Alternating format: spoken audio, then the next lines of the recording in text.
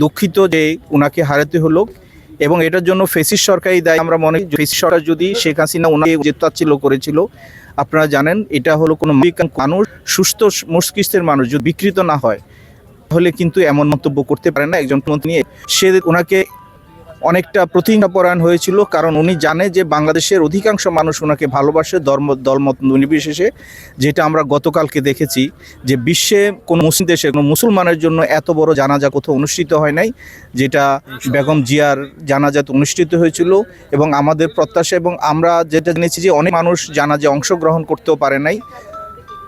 তো আমরা ওনার বিদেহী আত্মার মাগফিরাত কামনা করি, এবং আমরা চাই যে ওনার যে আকাঙ্ক্ষা ছিল সেটা যেন আগামী রাজনীতিতে এবং সরকারে যেন এটা প্রতিফলিত হয়।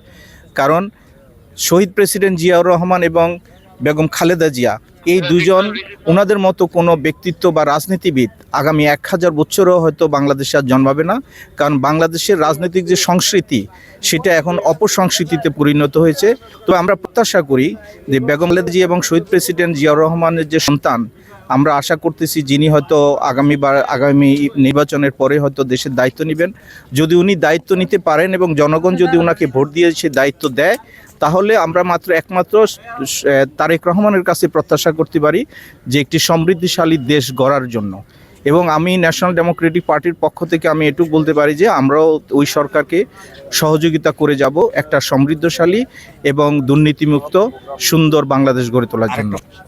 হ্যাঁ, গতকালকে তো পরশুদিন প্রচণ্ড শীত পড়েছিল, এর মধ্যে এবং সব নোটিসে সাধারণত এরকম যখন মৃত্যু হয় জাতীয় নেতার, হয়তো মানুষ 1-2 দিন সময় পেলে ভালো হতো যে ঢাকার বাইরে থেকে বা বিদেশ থেকে অনেক মানুষ বেগম খালেদা জিয়ার জানাজা অংশ নিতে নিয়ে আসতো।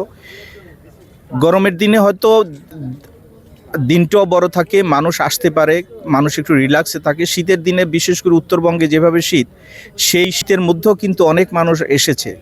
এবং এটা হচ্ছে একমাত্র ওনার প্রতি যে ধর্মমত নির্বিশেষে ওনার প্রতি যে মানুষের আস্থা ভালোবাসা, এবং ওনাকে যে একজন দেশপ্রেমিক